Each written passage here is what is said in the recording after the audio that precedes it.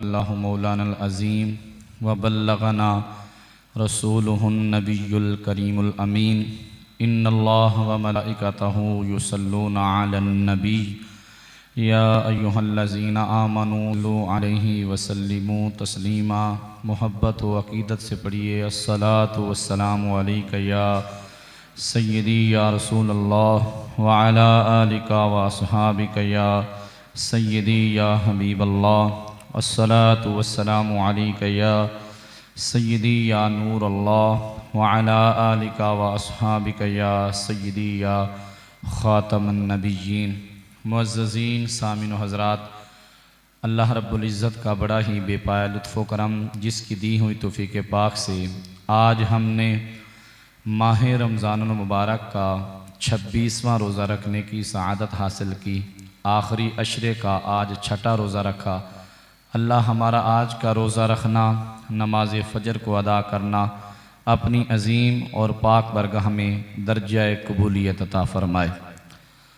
मैं और आप जानते हैं कि आज की जो रात आने वाली रात है, ये हम सब के लिए अल्लाह की तरफ से एक तोहफ़ा है। और तोहफ़ा कोई मेरे और आप जैसा बंदा भी किसी को देता है तो कोशिश तोहफ़े के अंदर देने में ये होती है कि जो मैं तोहफ़ा अगले के दूँ तो वो मेरा तोहफ़ा देखे तो वो राज़ी हो जाए, वो खुश हो जाए और वो कहे, जितनी देर तक उसके पास वो तोहफ़ा रहेगा तो वो बार बार उसे याद करता है कि ये चीज़ मुझे फ़लाँ ने दी है, ये चीज़ मुझे फ़लाँ ने दी है और कितनी अच्छी दी है, कितनी प्यारी दी है। अगर मैं और आप किसी को तोहफ़ा दें तो वो ज़िंदगी भर उसको भूलता नहीं है, वो सारी ज़िंदगी उसको याद करता रहता है। तो अगर बंदे को तोहफ़ा मेरा रब दे तो फिर बंदा क्या रब को भूल सकता है? और मेरा और आपका तोहफ़ा तो एक आम सा तोहफ़ा होगा, तो जो तोहफ़ा रब ने दिया होगा वो कितना बड़ा तोहफ़ा होगा, तो वो बड़ा अजीम तोहफ़ा होगा, वो बहुत कदर कीमत वाला तोहफ़ा होगा, क्योंकि देने वाला कोई और नहीं, खुद खालिक़ कायनात तोहफ़ा अपने बंदों को दे रहा है। और हमारे यहाँ तो तोहफ़ा जो दिया जाता है ना, वो जिसको देते हैं हम अपने लेवल के बंदे को देते हैं कि ये मेरे लेवल का है, लेकिन रब को अपने महबूब की उम्मत से देखें प्यार कितना है। हम उस रब के लेवल के तो नहीं, हम तो उसके बंदे हैं, वो हमारा परवरदिगार है, वो हमारा खालिक है, वो हमारा मालिक है, वो हमारा परवरदिगार है। हम जो हैं उसके मद्दे मुकाबिल नहीं, हमारी उसके आगे कोई वैल्यू नहीं है, कोई हस्ती नहीं है। हम तो खाक हैं, लेकिन हमें बनाने वाला वो रब है, हम उसके आगे कुछ भी नहीं हैं, हमारी कोई वैल्यू नहीं है। लेकिन देखे ना, वो इस उम्मत से प्यार क्यों कर रहा है? क्योंकि वो अपने महबूब की उम्मत से बड़ा प्यार करता है। हम उसके हबीब की उम्मत हैं, उसके महबूब की उम्मत हैं। और अल्लाह रब्बुल इज़्ज़त को तमाम उम्मतों में जिस उम्मत से सबसे ज़्यादा प्यार है वो अपने हबीब की उम्मत से प्यार है, वो इस उम्मत से प्यार है। इसीलिए तो अल्लाह ने इस महबूब की उम्मत को तमाम उम्मतों से बेहतर उम्मत बनाया है। तो ये जो रात हमें मिलने वाली है, आने वाली रात है, अल्लाह ने कुरान मजीद में इरशाद फरमाया, इन्ना अनज़लनाहु फ़ी लैलतिल क़द्र। सूरह क़द्र 30वें पारे में है। अल्लाह फरमाता है, बेशक हमने कुरान को शब कदर में नाजिल किया है। ये जो कुरान हमें मिला है ये लैलतुल क़द्र शब कदर में नाजिल हुआ है। और शब कदर के अंदर आया है हमारे पास। तो इसका जो हम सबको अल्लाह की तरफ से जो पैगाम मिला है, वो पैगाम क्या है कि ऐ लोगो, तुम्हारे लिए मैं ये इनाम रख रहा हूँ कि तनज़्ज़लुल मलाइकतु वर्रूहु, इसी रात में अल्लाह के फ़रिश्ते जो है ना, वो तमाम फ़रिश्तों के अमीन, तमाम फ़रिश्तों के इमाम जनाब जिब्रील अमीन, वो एक बारात के साथ इस ज़मीन पे उतरते हैं। वर्रूहु फ़ीहा, इस ज़मीन के अंदर उतरते हैं बिइज़्नि रब्बिहिम, जो रब की तरफ से बनाई हुई है। फ़ी कुल्ली अम्रिन सलाम, और उन लोगों को वो सलाम करते हैं जो लोग शब कदर की रात अल्लाह की इबादत करते हैं। ये कुरान में पढ़ रहा हूँ, कुरान का तर्जमा कर रहा हूँ। हिया हत्ता मतलाइल फज्र, वो यहाँ तक सलाम करते रहते हैं कि फजर की नमाज का वक्त हो जाता है। फजर की नमाज के वक्त तक वो अल्लाह के उन बंदों को सलाम करते रहते हैं जो रात को खड़े होकर या बैठकर जिस अंदाज में भी अल्लाह के घर में तस्बीह कर रहे हैं, उसकी तहलील कर रहे हैं, उसका जिक्र कर रहे हैं, उसकी बारगाह में झुके हुए हैं। कोई रकू में है, कोई सुजूद में है, कोई कादा में है, कोई तशहुद में है, कोई जिस अंदाज के अंदर भी है। तो अल्लाह के जो फरिश्ते हैं जिब्रील अमीन, वो फरिश्तों के साथ बारात लेकर आते हैं और फरिश्ते जितने भी ज़मीन पे उतरते हैं उन लोगों को सलामी पेश करते हैं जो लोग शब कदर की रात जाग कर अल्लाह की इबादत में मशगूल होते हैं। ये जो रात हमें मिलने वाली है एक बड़ी अजीम रात, और इसकी इतनी फजीलत है कि मेरे नबी पाक सल्लल्लाहु अलैहि वसल्लम फरमाते हैं कि शब कदर की जो रात है ये 1000 महीनों से अफजल है। ये 1000 महीनों से भी अफजल रात है। यानी कि अगर कोई गैर शब कदर में 1000 महीनों तक इबादत करता रहे और शब कदर की रात सिर्फ एक रात में इबादत करता है तो वो 1000 महीनों की इबादत जो है वो शब कदर की रात की इबादत के बराबर नहीं हो सकती। इतनी शान और इतनी अज़मत है। आगे मेरे हुजूर का फरमान सुने। मेरे नबी पाक सल्लल्लाहु अलैहि वसल्लम ने इरशाद फरमाया, शब कदर की रात अल्लाह रब्बुल इज़्ज़त के जितने मलाइका हैं वो ज़मीन पे उतरते हैं। ज़मीन पे उतर अल्लाह की बारगाह से एक इजाज़त लेकर आते हैं। वो इजाज़त क्या लेकर आते हैं कि ए अल्लाह, हम उन लोगों को जाकर बताना चाहते हैं जो तेरे घरों में आकर तेरी बारगाह में झुके हुए हैं, तेरी इबादत में मशगूल हैं, तेरा जिक्र कर रहे हैं, तेरी तस्बीह कर रहे हैं और तुझे याद कर रहे हैं। तो या अल्लाह, हम इजाज़त तलब करते हैं कि जो लोग तेरी रज़ा के लिए शब कदर की रात तेरी बारगाह में झुके हुए हैं, हम उनके साथ जाकर मुलाकात करना चाहते हैं, हम उनसे मुलाकात करना चाहते हैं। तो अल्लाह ने उनको इजाज़त दी और फरमाया, फरिश्तों तुम उनसे मुलाकात करके क्या करोगे? कहा, हम उनको खुशखबरी देंगे, लोगों तुम खुश नसीब हो, अल्लाह ने तुम्हारी ख़ताओं को माफ़ कर दिया है, अल्लाह तुमसे राज़ी हो गया है। हम उनको खुशखबरी सुनाने के लिए जाएंगे और उसके साथ वो फरिश्ते जो ज़मीन पे उतरते हैं, वो लोग जो अल्लाह की याद में, अल्लाह के ज़िक्र में मशगूल रहते हैं शब कदर की रात, लैलतुल क़दर की रात में, तो वो फरिश्ते आके उन लोगों से आके मुसाफ़ा करते हैं, हाथ से हाथ मिलाते हैं, उन लोगों को मिलते हैं जो लोग अल्लाह की इबादत में मशगूल होते हैं। तो कितना खुश नसीब वो बंदा है जिससे आके फरिश्ते सलाम करें, जिससे फरिश्ते आके मुसाफ़ा करें। भाई हमसे तो हमारे मोहल्ले का एमएन ने सलाम ले ले तो हम बड़े नाज उठाते हैं। हाँ जी, ऐसे ही है ना जी। चेयरमैन सलाम ले ले तो हम नाज उठाते हैं, भाई मेरे से ये सलाम लेता है। लेकिन वो बंदा कितना खुश नसीब है जिससे सलाम और मुसाफ़ा फरिश्ते करें। चेयरमैन और एमएन ने गुनाहगार हो सकता है, लेकिन फरिश्ते जो हैं वो गुनाहगार नहीं हैं, वो गुनाहों से पाक हैं। तो जिससे आके फरिश्ते मुसाफ़ा करें या फरिश्ते आके सलाम लें, बताओ वो बंदा कितना खुश नसीब है, वो अल्लाह के कितना करीब है। आइए आगे सुने। मेरे नबी पाक सल्लल्लाहु अलैहि वसल्लम एक दिन शब कदर की रात में हज़रत आयशा के हुजरा से बाहर तशरीफ़ लाए और मस्जिद के अंदर जब तशरीफ़ लाए तो मस्जिद में आकर देखा कि कुछ लोग इबादत में मशगूल थे, अल्लाह की इबादत में मशगूल थे, अल्लाह का जिक्र कर रहे थे, तस्बीह व तहलील कर रहे थे, अल्लाह के जिक्र में वो मशगूल थे, इबादत रकू सुजूद जिक्र में मशगूल थे। तो मेरे नबी पाक सल्लल्लाहु अलैहि वसल्लम जब मस्जिद में आए तो हुजूर ने देखा कि लोग इबादत में मशगूल हैं। जब वो सलाम पे कर फारिग हुए तो मेरे नबी पाक सल्लल्लाहु अलैहि वसल्लम ने फरमाया कि ऐ लोगो तुम बड़े खुश नसीब हो। उन्होंने अर्ज़ की, या रसूलल्लाह क्या हुआ? हुजूर ने फरमाया, अल्लाह ने तुम्हें माफ़ कर दिया है और अल्लाह तुम्हें सलाम भेज रहा है, और अल्लाह तुम्हें क्या है? सलाम भेज रहा है उन लोगों को जो अल्लाह की इबादत में मशगूल हैं, अल्लाह के ज़िक्र में मशगूल हैं। अल्लाह उनसे राज़ी हो जाता है जो लोग अल्लाह की इबादत के अंदर मशगूल रहते हैं। आइए एक और हुजूर का फरमान सुने। मेरे नबी पाक सल्लल्लाहु अलैहि वसल्लम ने फरमाया कि एक दिन मैंने तमाम उम्मतों की उम्रों का जो है ना वो मुहासबा किया। तमाम जितनी भी उम्मतें इस कायनात में तशरीफ़ लाई हैं, मैंने तमाम उम्मतों की जो उम्रें हैं ना उनका मैंने मुहासबा किया। क्या मुहासबा किया?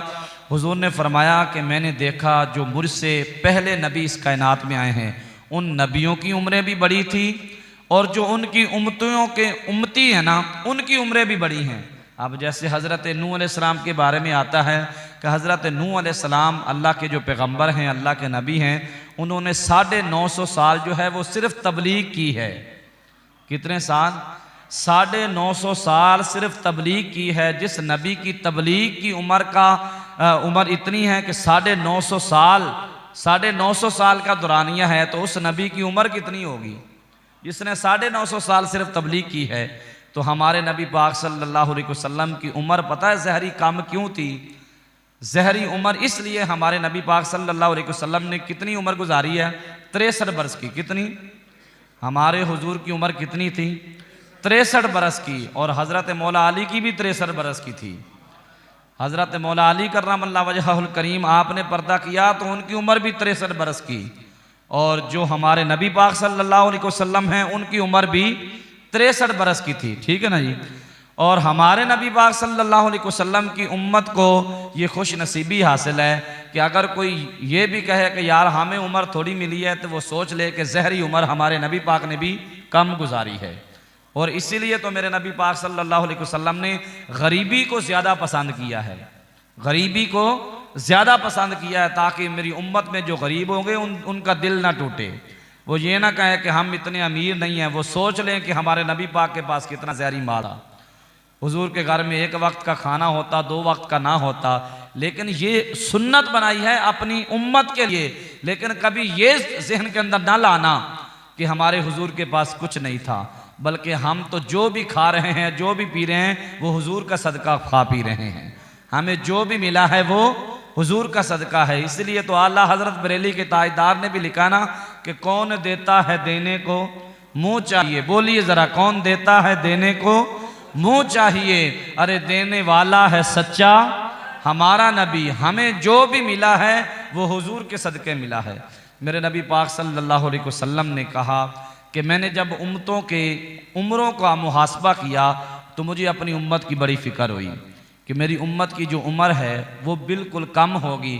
कोई 60 साल का, कोई 70 साल का, हद 100 साल का हो जाए तो बड़ी बात है, वरना इस दौर में 100 साल वाले लोग जो है ना वो बहुत कम मिल रहे हैं। जो हमारे पुराने बाबे हैं वो भी इक्का दुक्का मिल रहे हैं।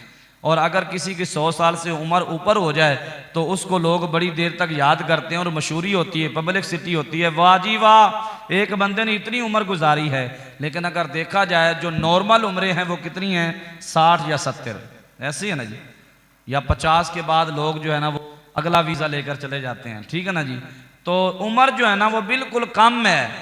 उम्र का जो हिस्सा है वो बिल्कुल कम होता जा रहा है, पीछे आती जा रही है। हमारी उम्र की जो गिनती है ये उल्टी चल रही है। और कहते हैं जब गिनती उल्टी चले तो 0 पे बड़ी जल्दी आ जाती है, ऐसी है ना जी। तो गिनती जो ना वो हमारी सांसों की उल्टी चल रही है। हर एक सांस की हमें कदर करनी चाहिए। तो सुने, मेरे नबी पाक सल्लल्लाहु अलैहि वसल्लम ने फरमाया, मैंने उम्मतों की जब उम्रों का मुहासबा किया तो मुझे अपनी उम्मत की उम्रों की बड़ी फ़िक्र हुई कि इनकी उम्रें बड़ी थोड़ी हैं। और जो पहली उम्मतें आई हैं इस कायनात के अंदर, जो नबी आए हैं, उनकी उम्मतों की जो उम्रें थी वो ज़्यादा थी, तो वो अल्लाह की इबादत ज़्यादा करते थे। इतनी लंबी इबादतें, इतना ज़िक्र, इतना फ़िक्र कि इतनी इबादतें कर कर के वो तो अल्लाह को राज़ी कर लेते हैं। और मेरी उम्मत की इतनी थोड़ी सी उम्र, ये कैसे अपने रब को राज़ी करेंगे?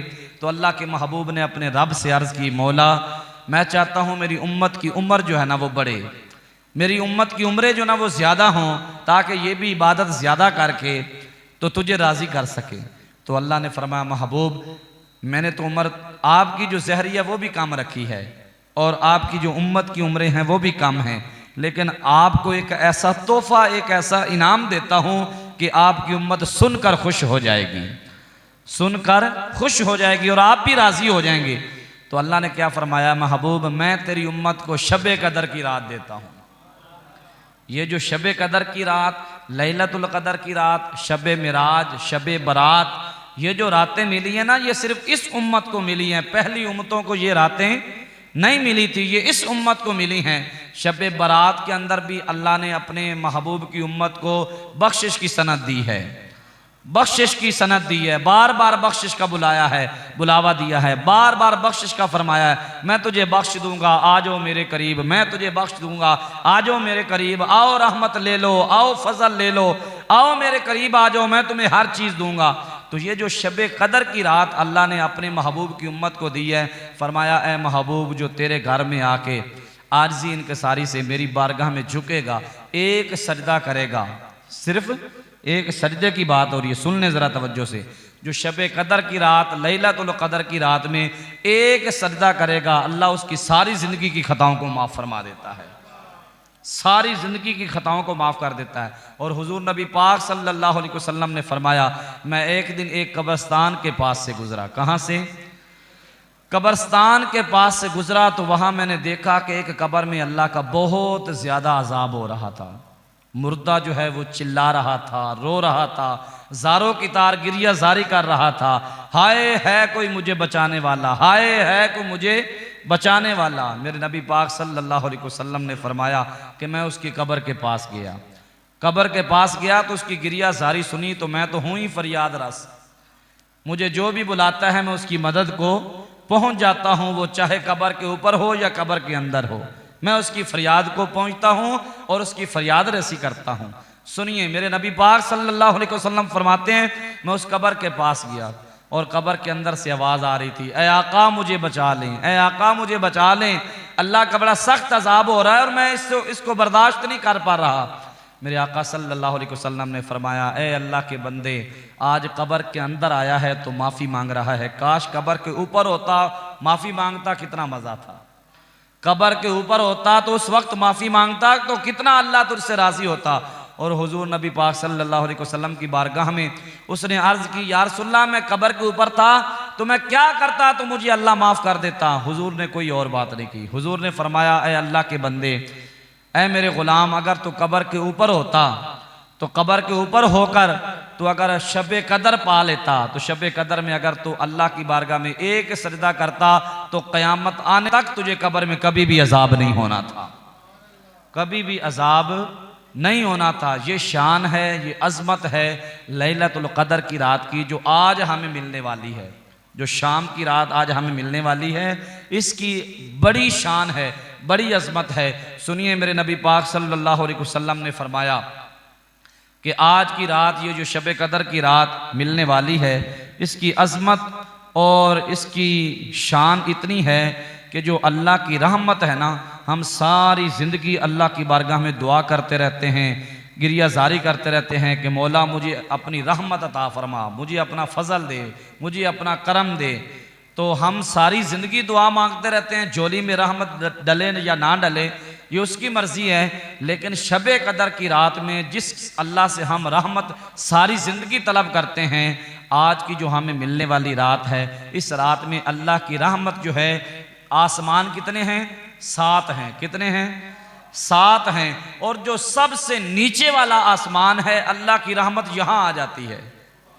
जो सबसे पहला आसमान है नीचे, वहाँ अल्लाह की रहमत आ जाती है और रहमत आकर खुद पुकारती है और कहती है कोई अल्लाह का बंदा जो मुझे अपने पास ले ले और मैं उसकी झोली में डाल जाऊं, उसके लिए मैं खैरात बन जाऊं। है कोई अल्लाह का बंदा जो अल्लाह की रहमत लेना चाहता है? और अल्लाह की रहमत है क्या?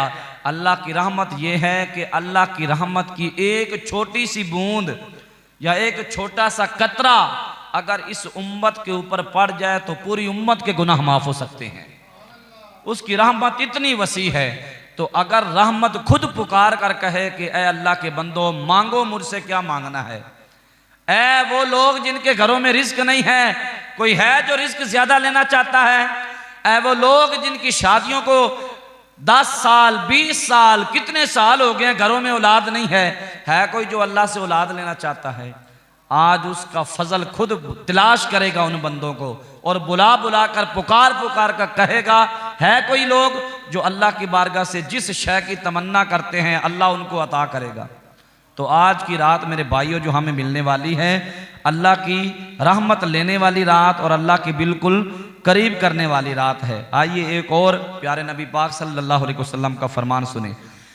मेरे हुजूर सल्लल्लाहु अलैहि वसल्लम ने इरशाद फरमाया, जो शख्स शब कदर में रात भर इबादत इलाही में मशगूल रहेगा उसको अल्लाह ताला बहिश्त के अंदर जन्नत में ज़रूर ज़रूर दाखिल करेगा, जन्नत में ज़रूर दाखिल करेगा।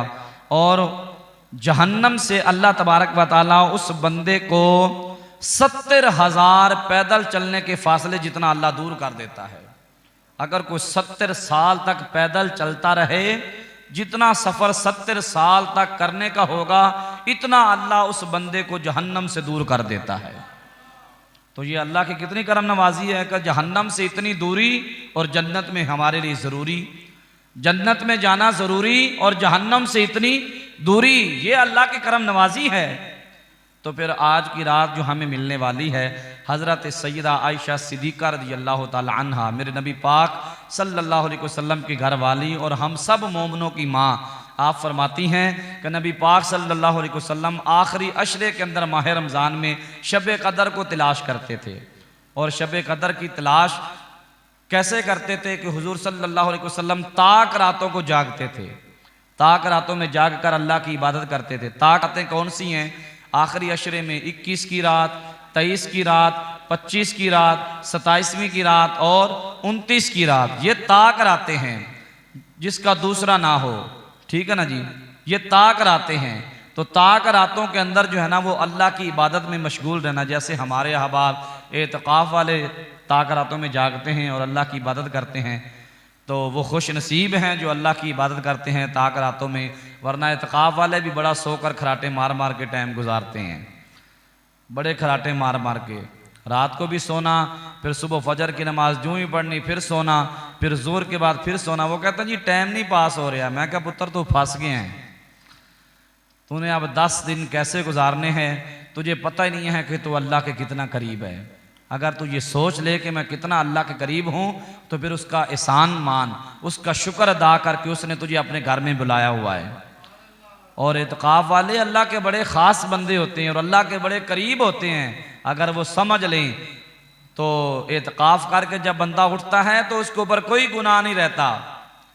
बल्कि मैं वो फेसबुक के ऊपर देख रहा था रात को, एक चीज़ जो है ना बड़ी मुझे दिल को हिला देने वाली। कहते हैं अगर चांद रात को आपकी तबीयत के अंदर कुछ हिचकिचाहट महसूस हो तो फिर समझ लें जो शैतान बंधा हुआ था ना वो छूट गया है और तेरे अंदर अपलोड हो रहा है। क्या हो रहा है? अपलोड हो रहा है। और जो उसने जैसे ही आपके अंदर उसने अपलोड होना है ना, अगले दिन फजर की नमाज के बाद उसने पता नहीं तुझे कहाँ कहाँ घुमाना है और वो आपके अंदर अपलोड हो रहा होता है। तो मेरे भाइयों, उस शैतान से हमने दूर रहना है और माह रमज़ान मुबारक के बाद भी उस शैतान से मुकाबला करना है और उसको बताना है कि शैतान तू तो मुझे कहीं और लेकर जाता था, देख ले रहमान ने मुझे अपना बना लिया है। ऐ शैतान, मैं अब तेरी नहीं मानूंगा, अब मैं रहमान की मानूंगा, अब मैं उसका खास बंदा बनकर आया हूं, अब मैं तेरी किसी चालाकी के अंदर नहीं आऊंगा, तेरी चालाकी में नहीं आऊंगा। और तो जिस राह के ऊपर मुझे ले जाना चाहता है मैंने उस रास्तों को तर्क कर दिया है, अब मैं अल्लाह के फजल की जानिब जाऊंगा, उसकी रहमत की तरफ जाऊंगा। तो माह रमज़ान मुबारक के बाद अपनी नेकियों को कभी भी ज़ाया ना करें। माह रमज़ान के बाद अपनी नेकियों को संभाल कर रखें। ये नहीं कि जनाब माह रमज़ान मुबारक के अंदर एतकाफ़ किया, जो ही घर गया तो पहली क्लास अम्मी और अब्बा की, हाँ जी तुसी सैरी नहीं सही भेजते सी, तुसी जनाब अफतारी जो जनाब चंगा माल नहीं सी भेजते, तुसी जनाब अफतारी के अंदर है बिल्कुल सादा जहा पानी भेज देना तो 2-3 खजूरा, हाँ जी दूसरे के घर से आती थी तो अफतारी इतनी अच्छी आती थी। ये भी होता है, एतकाफ़ जो बैठते हैं ना लोग, उनमें से कोई गरीब होता है, कोई ज़रा अमीर होता है, तो ज़रा जो सही होते हैं तकड़े लोग होते हैं तो वो ज़रा अफतारी अच्छी भेजते हैं, तो जो दूसरे बैठे होते हैं वो बेचारे उनके दिल पे गुजर रही होती है, ओहो काश मेरा अम्मी अब्बा भी इंजदा माल भेजदा।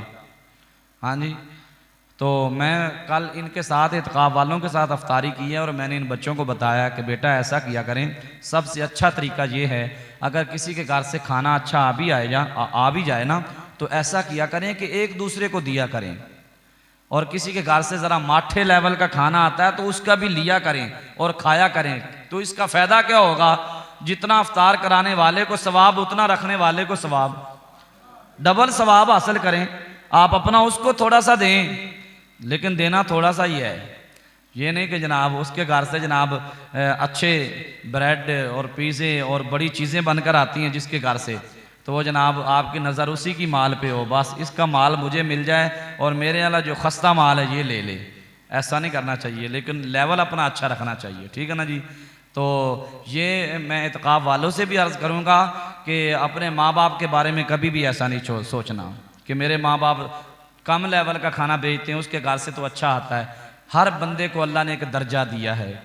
हाँ जी, इस कायनात में अमीर भी हैं, इस कायनात में गरीब भी हैं, और हर माँ बाप की कोशिश ये होती है कि मेरी औलाद अच्छा खाना खाए। माँ बाप खुद जो है ना वो नाकारा खस्ता खाना खा लेते हैं, रात को बनी हुई रोटी सुबह बाप वही खा लेता है, लेकिन कोशिश होती है कि मेरा बच्चा जो है वो अच्छा खाना खाए, वो अफ्तारी भी अच्छी करे। वो जिस लेवल का है उसकी कोशिश होती है मैं अपने लेवल से अच्छा खाना अपने बच्चों को पेश करूं। तो अपने माँ बाप के लिए दुआ करें कि आप तो मस्जिद के अंदर इत्काफ करके बैठे ना बिल्कुल आसान तरीके के साथ, कोई काम नहीं, सिर्फ अल्लाह की इबादत में, और वो बाप जो सारा दिन तुम्हारे लिए मेहनत मजदूरी करता है, सारा दिन रक्षा चलाता है, शाम को जो पैसे आते हैं उसी की अफ्तारी बनाकर अच्छा खाना तुम्हारे लिए भेजता है, तो ये उसकी मोहब्बत है कि नहीं आपसे? वो कितना प्यार करता है अपनी औलाद से। कभी भी अपने माँ बाप के बारे में ऐसा ना सोचें। लेकिन ये मौजू और है, तो सुने, मेरे नबी पाक सल्लल्लाहु अलैहि वसल्लम की बारगाह से एक तोहफा ले जाएं और इसको याद कर लें। ये बड़ा प्यारा ख़ास तोहफा दे रहा हूँ और आखिरी तोहफा सुन लें। हुजूर नबी पाक सल्लल्लाहु अलैहि वसल्लम ने फरमाया, और हुजूर ने खुद कसम फरमाई। क्या फरमाई? कसम उठाई। तो जब कसम बंदा उठाता है ना, तो जिस शय की उठा रहा होता है वो कसम बड़ी आला चीज की खाता है, आला दर्जे की कसम खाता है। तो कसम जब उठाई जाती है तो वो बात कोई आम नहीं होती, कोई खास बात होती है। कसम आम बात के लिए नहीं खाई जाती, हमेशा खास बात के लिए खाई जाती है। और कसम मैं और आप खाएं खास चीज की तो ये वैल्यू और है, और अगर कसम भी हुजूर खाएं और कसम मेरे आका सल्लल्लाहु अलैहि वसल्लम खाएं तो वो किस तरह की कसम होगी और कितनी खास कसम होगी और किस लेवल की कसम होगी, ये सुने। मेरे नबी पाक सल्लल्लाहु अलैहि वसल्लम ने फरमाया, कसम है मुझे उस जात की जिसने मुझे सच्चा नबी बनाकर भेजा है। आपकी सुभान अल्लाह बहुत ढीली है यार। ये मैंने पूरे जितने भी दर्स दिए हैं आज, वैसे मैंने आपको कहा कि आपकी जो सुभान अल्लाह वो ढीली हो गई है, क्योंकि जो जो माह रमज़ान गुजरने जा रहा है ना, तो वो असल के अंदर जिस तरह हर शय का इंतज़ार होता है ना, हमें इंतज़ार है ईद कब आए, तो शैतान को इंतज़ार है बंदे कदों हथे आन।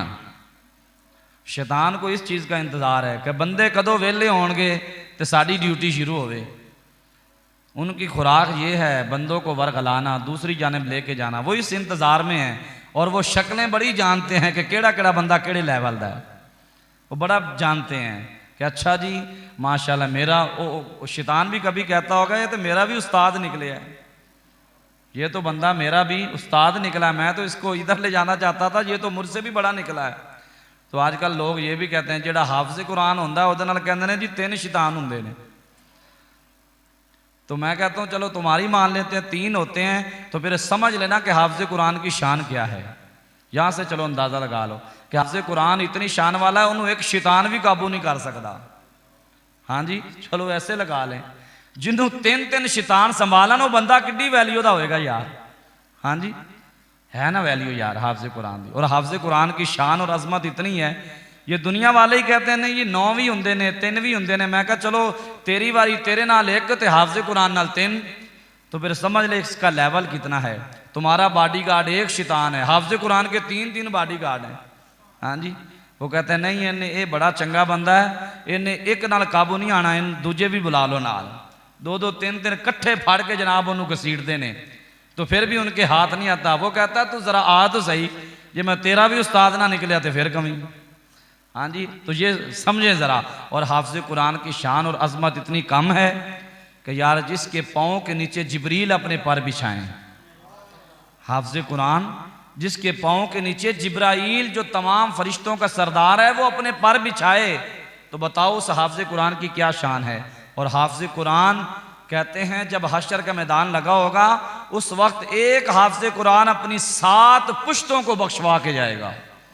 अपनी 7 पीढ़ियां जो है ना, पीढ़ियां समझते हो जी, 7 जो पिछले खानदान हैं उनको बख्शवा के जाएगा। 7 पुश्तों को बख्शवाएगा। और हाफ़िज़ कुरान के जो वालिद होंगे उनके हशर के मैदान के अंदर सर के ऊपर बहुत बड़ा ताज रखा जाएगा। और जो जन्नत जाने वाले लोग हैं वो भी रश्क करेंगे कि या अल्लाह इन जैसा ताज हमें भी पहना। अल्लाह की बारगाह से आवाज़ आएगी, नहीं नहीं, ये ताज मैंने तुम्हारे लिए नहीं, ये उन लोगों के लिए बनाए हैं जिन्होंने अपने बच्चों को कुरान मजीद हिफ्ज़ करवाया है, कुरान मजीद का हाफिज़ बनाया है। ये तब पता चलेगा। और फिर हाफिज़ कुरान को हुक्म होगा कि जा तू खुद जन्नत की सीढ़ियाँ चढ़ता जा और कुरान मजीद को पढ़ता जा। तो वो कुरान मजीद को पढ़ता जाएगा, जन्नत की सीढ़ियाँ चढ़ता जाएगा। और जिसने हाफ़िज़ कुरान से प्यार होगा वो उसकी भी शफात करेगा, उसको भी अपने साथ लेकर जाएगा। तो मुझे यहाँ पे बात याद आ गई, मेरे नाना अबू जो है ना वो वफ़ात पा गए हैं। उनका 28 रोज़े को ग़ालिबन इंतकाल हुआ था। 2 साल हो गए, 2 साल कबल 28 रोज़े को माह रमज़ान के अंदर वो फौत हुए हैं। तो वो तकरीबन उम्र जो है ना वो तकरीबन 90 ईयर्स जो है ना वो पा कर गए हैं। 90 साल की उम्र में वफ़ौत हुए हैं 2 साल कबल। तो वो मुझसे बड़ी मोहब्बत करते थे। मैं जब उनके पास जाता था तो मैं उनके पाँव दबाता था। मुझे कहते कितना खुश नसीब है, तेरे सीने में कुरान है। और वो पता है क्या करते थे, उनकी एक आदत थी, मुझे आज भी याद है। जब मैं उनके पास जाता था ना तो अगर वहाँ पे वो कुर्सी पे बैठे होते ना तो वो क्या करते, मुझे कुर्सी पे बैठाते और ख़ुद नीचे बैठ जाते। मैंने उनसे कहा, नाना अबू आप मुझसे बड़े हैं और बड़ों का एहतराम बड़ा ज़रूरी है। हुजूर ने फरमाया जिसने मेरी उम्मत के किसी बूढ़े का हया किया वो समझ ले उसने मोहम्मद का हया किया है। जिसने मेरी उम्मत के किसी बूढ़े की इज़्ज़त की समझ लो उसने मुझ मोहम्मद की इज़्ज़त की सल्लल्लाहु अलैहि वसल्लम। तो मैंने कहा नाना जी आप मुझसे इतनी मोहब्बत करते हैं, अकीदत करते हैं और आप मुझे कुर्सी पे बैठाते हैं, खुद नीचे बैठ जाते हैं। वो कहते हैं तेरी कोई वैल्यू नहीं है। अगर तू समझे कि मेरी कोई वैल्यू है कि मैं तेरा अदब करता हूँ ये कोई बात नहीं है। मैंने कहा फिर किस चीज़ का हया करते हैं? वो कहते हैं तो तेरे सीने में जो कुरान है मैं तो उसका हया करता हूँ, मैं उसका अदब करता हूँ कि कुरान जिसके सीने में हो और कुरान नीचे हो मैं ऊपर बैठ जाऊँ, ये मेरी मोहब्बत गवारा नहीं करती। मैं चाहता हूँ कुरान को इज्जत दूँ और खुद नीचे बैठूँ। और उन्होंने मुझे कभी भी पीछा नहीं किया था, अदब करते थे, पीछा नहीं किया था। जैसे हम एक बंदा बैठा ना पीछे को कुरान पढ़ रहा हो तो बंदा कमर दूसरी जानिब कर लेता है, क्यों? पीछे कुरान है। इसी तरह वो मुझे पीछे कमर नहीं करते थे, मुझे पीछा नहीं करते थे। मैंने कहा नाना जी इतनी मोहब्बत पीछा भी नहीं करना गवारा करते, क्या वजह है? कहते तेरे सीने में कुरान है, तेरे सीने में कुरान है तो मैं कुरान को पीछा क्यों करूं? तो ये बड़ी अजमत है, बड़ी शान है। जिसके घर में कुरान मजीद का हाफिज होता है अल्लाह के फरिश्ते उस घर में आते हैं, अल्लाह के फरिश्ते आके उस घर में अल्लाह की रहमतें लेकर आते हैं, अल्लाह का फजल लेकर आते हैं। जो चाहता है मेरे घर से गरीबी ख़त्म हो जाए, अपने बच्चों को कुरान का हाफिज बनाओ, अपने बच्चों को कुरान की तालीम दिलवाओ। चलो इस मौजू के साथ ये बात थी तो नहीं, लेकिन चलो इस बात को याद रखते हैं कि चलो शब कदर में अल्लाह ने हमें कुरान दिया है और नाजिल किया है शब कदर में। तो यहाँ पे ज़िम्नन चलो एक बात कर देता हूँ, अगर आपको कुरान मजीद जो है ना ये पढ़ना नहीं आता, आपने ज़िंदगी में पढ़ा नहीं है, किसी कारी साहब के पास या टाइम नहीं मिला या गफलत हो गई तो याद नहीं किया या पढ़ा नहीं, सीखा नहीं है इल्म, तो आज मैं उन लोगों से कहूँगा कि वो कुरान मजीद की तालीम दोबारा हासिल करें। एक रिवायत में आता है जिस बंदे ने कुरान मजीद नाजरा पढ़ना शुरू किया तो वो पढ़ता रहा, तालीम हासिल करता रहा कि दौरान तालीम उसका इंतकाल हो जाता है, वो फौत हो जाता है। तो कल को जब कब्र से उठेगा तो अल्लाह रब्बुल इज़्ज़त उसको पूरा कुरान उसको याद होगा। और अगर कोई हिफ़्ज़ शुरू कर देता है, कुरान मजीद हाफिज़ बनना शुरू कर देता है, दौरान तालीम अगर वो फौत हो जाता है, दुनिया से रुखसत हो जाता है, कल को कब्र से जब उठेगा तो अल्लाह उसको हाफिज़ों की सफ़ में खड़ा करेगा और वो हाफिज़ होगा। और पता है उसको कुरान हिफ़्ज़ कौन करवाते हैं? उसको फरिश्ते हिफ़्ज़ करवाते हैं। तो जिसको हिफ़्ज़ फरिश्ते करवाएं उसका कितना पक्का कुरान होगा यार, कितना उसको याद कुरान होगा। तो आप भी नियत कर लें, अगर आपको ज़्यादा सबक नहीं याद होता एक एक आयत ले लें और वो अपने कारी साहब से, अपने मस्जिद के इमाम से या कोई भी आप कोई मुअल्लिम लगा लें जो आपको तालीम दे सके। जिस तरह आप सीखना चाहते हैं सीखें, जिस अंदाज से सीखना चाहते हैं सीखें, तालीम हासिल करना शुरू कर दें। और अगर पूरी ना भी हो सकी तो चलो अल्लाह इसका इनाम तो देगा ना यार, आप अपनी नियत कर लें। अगर कुरान मजीद पढ़ना नहीं भी आता, वो कहते हैं कि बंदा था उसको कुरान पढ़ना नहीं था आता, वो क्या करता था, बकरियों का रेवड़ चराने वाला बिल्कुल सादा बंदा था। लेकिन कुरान की बड़ी इज्जत करता था। पढ़ना नहीं आता था, सुबह सवेरे उठता, अपनी बकरियां चराने से कबल ना वो वज़ू करता, वज़ू करने के बाद कुरान मजीद को उठाता, उसको चूमता, छाती से लगाता, सीने से लगाता, लगाने के बाद वो कुरान को ऐसे खोलता, खोलने के बाद हर लाइन के ऊपर उंगली रख के पता क्या कहता था, या अल्लाह पाक के भी साचे, या अल्लाह पाक के भी साचे, या अल्लाह पाक के भी साचे। जो कुरान के ऊपर लिखा, और हकीकत बात है कुरान में जो लिखा है वो क्या है, वो सच है। तो वो कुरान की हर आयत के ऊपर, लाइन के ऊपर उंगली रखकर कहता था या अल्लाह ये सच है। तो जब वो मरा तो उसकी कब्र से खुशबू के हुल्ले आ रहे थे, खुशबू आ रही थी। लोगों ने कहा इतना अच्छा काम तो इसने जिंदगी में किया नहीं, लेकिन इनाम इतना बड़ा कि कब्र से भी खुशबू के हुल्ले। लोग इकट्ठे होकर इसकी घरवाली के पास गए, कहा बता इसका अच्छा अमल क्या था जिसकी वजह से अल्लाह ने इसको कब्र में भी खुशबुओं से मुअत्तर कर रखा है, इसकी कब्र भी मुअत्तर है खुशबू से, वजह क्या है। तो उसने कहा जी मेरा शोहर जो था ना वो इतना नेक मुत्तकी परहेजगार तो नहीं था, सारा दिन बकरियों का रेवड़ चराने वाला था, बकरियां चराता था, अपने काम में मशगूल रहता था, अल्लाह की इबादत से दूर था, शबो रोज़ वो अपने काम में मशगूल रहता। लेकिन एक उसका अमल था जो अल्लाह को बड़ा पसंद आया। कहा वो क्या है, कहा सुबह सवेरे जब उठता था मोहब्बत से वज़ू करता, फिर कुरान को उठा लेता, कुरान को उठाने के बाद उसको चूमता, अपनी छाती से लगाता। तो जिसकी छाती से कुरान लग जाए, बताओ भाई वहाँ मैल कुचैल रहती है।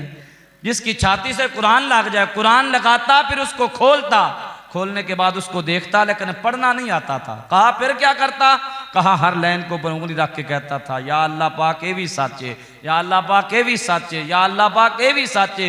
उसने कुरान की हर आयत को, हर अल्लाह के फरमान को उसने सच्चा माना, अल्लाह ने उसको अपने सच्चे बंदों में शामिल फरमा लिया है।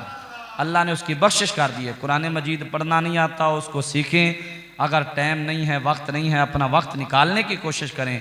फिर भी जो हमारे बुज़ुर्ग बूढ़े हैं, अगर उनसे सीखा नहीं जाता तो फिर भी कुरान की हर एक लाइन के ऊपर उंगली रख कर कहें या अल्लाह पाक ए भी साचे, ए भी साचे, ए भी साचे। कुरान को देखना भी इबादत है, कुरान को चूमना भी इबादत है, कुरान को सूंघना भी इबादत है। इसकी बड़ी बरक़ात हैं, बड़ा अल्लाह का फ़ज़ल होता है, बड़ा अल्लाह का करम होता है जो बंदे अल्लाह की किताब से जुड़े हुए हैं। अल्लाह की बारगाह में दुआ है जितनी भी गुफ्तगू की, अल्लाह हक़ के ऊपर हम सबको अमल करने की तौफ़ीक़ अता फ़रमाए। जो आने वाली रात है इसमें जागना है, अल्लाह की इबादत करनी है। तो एक बात यहाँ पे खुश नसीबी वाली लेकर जाएं कि शब कदर की रात जो अल्लाह के फ़रिश्ते हैं ना, जो लोग अल्लाह की इबादत में मशगूल होते हैं, उनको तो कहते हैं तुम्हें अल्लाह ने बख्श दिया है, बड़े खुश नसीब और अच्छे नसीब वाले हो। और जो लोग अल्लाह के घर के करीब नहीं आते, अल्लाह के घर से दूर रहते हैं, इबादत नहीं करते, उनको जाकर वही फरिश्ते कहते हैं कितने बदबख्त हो, वो बख्श रहा है, तुम बख्शिश लेना ही नहीं चाहते। वो अल्लाह अपने घरों में बंदों को बुला के बख्श रहा है और तुम सो रहे हो। कैसे बंदे हो कि वो बख्शना चाहता है, तुम बख्शिश लेना ही नहीं चाहते। तो आज रात उसने अपने बंदों को बख्शना है। और सोच लें कि मैंने ज़िंदगी में क्या क्या किया हुआ है। हर बंदे को पता है मैंने कितना अच्छा किया, कितना बुरा किया है। हर बंदे को अपना अपना मुहासबा करना है और अपने गुनाहों को सामने रखकर उसकी बारगाह में गिड़गिड़ा कर माफ़ी मांगनी है। इंशाअल्लाह वो ज़रूर अपने बंदों को माफ़ करेगा। इंशाअल्लाह हमारी ही जामे मस्जिद में आज रात तकमील कुरान इंशाअल्लाह मुकम्मल तरावियों में जो पढ़ा जा रहा है वो मुकम्मल हो जाएगा। और ख़त्म कुरान जो आज आपको पता है कि होगा, तकमील कुरान जो आज मुकम्मल होना है, ठीक है ना जी। और ख़त्म शरीफ भी होगा, उसमें मिठाई भी है, आपके लिए मीठा लंगर भी होगा, सहरी का भी हमने इंतज़ाम कर रखा है, 1 बजे सलात व तस्बीह की जमात भी है। ये सारे इंतज़ामात सिर्फ आपके लिए हैं, ठीक है जी। नहीं किसके लिए? आपके लिए, क्योंकि पैसे भी तुसी दिते ने तो लंगर भी तुहानू खिलाना है। तो जिसने दिए हैं उसका नाम मैंने सफ़े अव्वल पे लिखा हुआ है, और जिसने नहीं दिए अल्लाह उसका भला करे। हम उसको डबल दुआएं दे रहे हैं जो नहीं दे रहे, ठीक है ना जी। और दिल से दे रहे हैं, कोई गिला नहीं है, कोई शिकवा नहीं है, ठीक है। तो मेरे भाइयों डरना नहीं है, ठीक है ना जी। उठ बांध कमर क्यों डरता है, फिर देख खुदा क्या करता है, ठीक है ना जी। आज अल्लाह की राह में कमर बांध कर उसकी इबादत करनी है, फिर देखना अल्लाह कितना करम करता है। अल्लाह की बारगाह में दुआ है अल्लाह हम सब की आज की इबादत, पूरी रमज़ान की इबादत को अपनी पाक बरगाह में कबूल फरमाए। व आखिर दावा या अनिल हम्दुलिल्लाहि रब्बिल आलमीन। आमीन। अल्हम्दुलिल्लाहि रब्बिल आलमीन वस्सलातु वस्सलामु अला सय्यिदिल अंबिया वल मुरसलीन। खल्लाक़ के आलम हमारी आज की इबादत को, ज़िक्र को, फ़िक्र को, हमारे दर्स हदीस को, जो कुछ बयान किया इसको अपनी पाक बरगाह में मालिक कबूल फरमा ले।